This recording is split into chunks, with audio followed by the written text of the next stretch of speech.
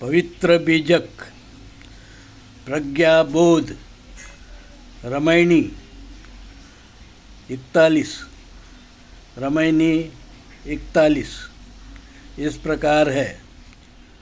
अंबु की राशि, समुद्र की खाई, रवि शशि कोटि 33 भाई, भंवर जाल में आसन मांडा, चाहत सुख दुख संग न छाड़ा।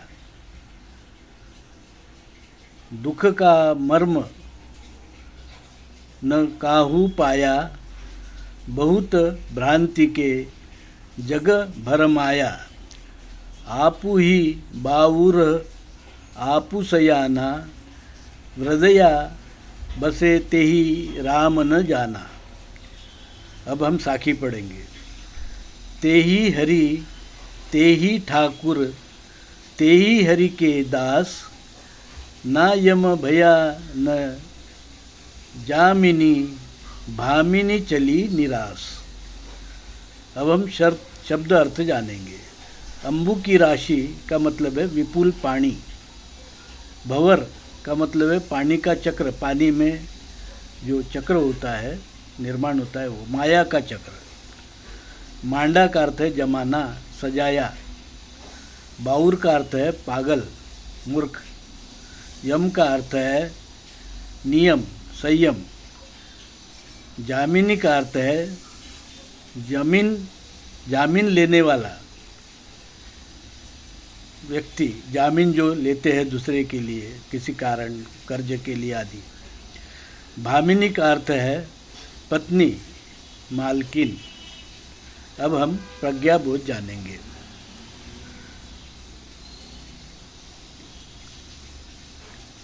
धर्मात्मा कबीर कहते हैं, हे भाइयों, इस संसार में पानी के अथाह समुद्र है, जिसमें कितने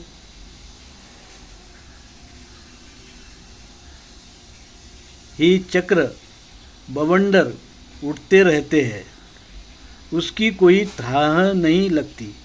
उसी प्रकार विश्व में अगणित चंद्र सूर्य तारे हैं और वहाँ नित्य नए खेल शुरू है, इसका भी कोई थाह नहीं लगता।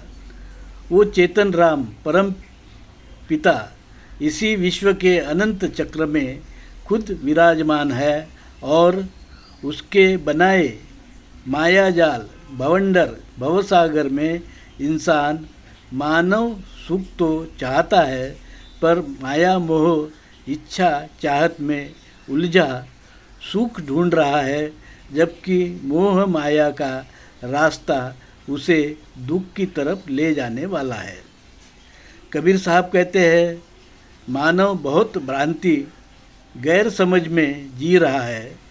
जैसे वो सोचता है कि वो इस धरती का इकलौता मालिक बन जाए, सब संपत्ति उसी के पास हो, सब उसके गुलाम हो, वो किसी को कुछ ना समझे, न उनके सुख की परवाह करे, तब भी उसे ही सुख मिले। ये कैसे संभव है?